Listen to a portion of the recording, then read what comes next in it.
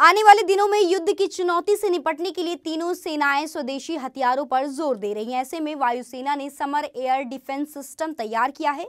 इस air defence system की मदद से वायुसेना किसी भी तरह की मिसाइल को दुश्मन के खिलाफ लॉन्च कर सकती है। देश में पहली बार एमएसएमई सेक्टर का डिफेंस एक्सपो पुणे में शुरू हुआ। एमएसएमई डिफेंस एक्सपो 2024 के उद्घाटन कार्यक्रम में महाराष्ट्र के डिप्टी सीएम देवेंद्र फडणवीस, राज्य के उच्च और तकनीकी शिक्षा मंत्री चंद्रकांत पाटिल, उद्योग मंत्री उदित सामंत समेत कई लोग मौजूद रहे।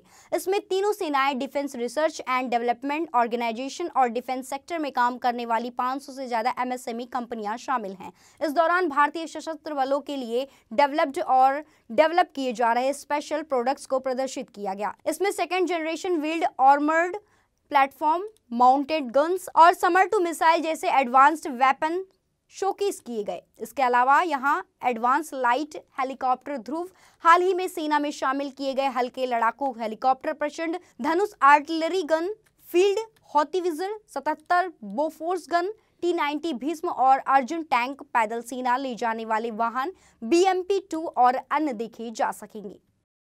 मला या गोष्टीचा अत्यंत आनंद आहे की महाराष्ट्रातला पहिला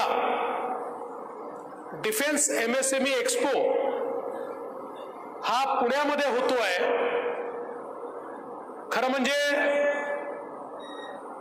पुणे हे भारताच्या सामरिक शक्तीच्या दृष्टीने एक अत्यंत महत्त्वाचं अशा प्रकारचं स्टेशन आहे आणि गेल्या अनेक वर्षांमध्ये डिफेन्स मॅन्युफॅक्चरिंगची एक अतिशय चांगली इकोसिस्टम ही पुण्यामध्ये तयार झालेली आपण बघितली। आज आपण पाहतोय की डिफेन्स मॅन्युफॅक्चरिंग मध्ये महाराष्ट्र एक प्रकारे देशामध्ये अग्रणी आहे। देशाचं एअरफोर्सचं मेंटेनन्स कमांड आपल्याकडे आहे, मिलिटरीचं सदर्न कमांड आपल्याकडे आहे, नौदलाचं मुंबई डॉकयार्ड आपल्याकडे आहे, नाशिकमध्ये हिंदुस्तान एरोनॉटिकल्स लिमिटेड जे तेजस आणि सुखोई यांच्यासारखे अतिशय चांगले एअरक्राफ्ट्स आणि हेलिकॉप्टर्स, फायटर जेट्स तयार करतात। यासोबत माझगाव डॉक सारखा एक शिपयार्ड जिथे शिप बिल्डिंगची आधुनिक व्यवस्था आहे ती आपल्याकडे, आणि भारत इलेक्ट्रॉनिक्स यांच्यासारखं संरक्षण क्षेत्रामध्ये हायटेक काम करणारी अशा प्रकारची सिस्टीम ही देखील आपल्याकडे आहे। आज आपण पाहतोय की मोठ्या प्रमाणात अमरावतीच्या जवळ आता BDL मिसाईल प्रोडक्शन युनिट सुरू होत आहे। एवढंच नाही तर चंद्रयान 3 करता जे काही वेगवेगळ्या ठिकाणी पार्ट्स बनले त्यात आपल्या भंडाऱ्याच्या ऑर्डिनन्स फॅक्टरीमध्ये देखील चंद्रयान 3 चे पार्ट्स बनले, हे देखील आपल्याकरता अत्यंत आनंदाची गोष्ट आहे। महाराष्ट्रामध्ये 11 ऑर्डिनन्स फॅक्टरीज आहेत, 5 डिफेन्स PSUs आहेत, 8 वेगवेगळ्या प्रकारच्या प्रयोगशाळा आहेत आणि पुण्यामध्ये तर DRDOची स्टेट ऑफ आर्ट अशा प्रकारची फॅसिलिटी आहे। आणि अर्थातच NDA सारखी, नॅशनल डिफेन्स अकॅडमी सारखी देशाची संरक्षण क्षेत्रातली सगळ्यात महत्त्वाची अकॅडमी ही देखील आपल्या पुण्यामध्ये आहे, आपल्या महाराष्ट्रामध्ये आहे।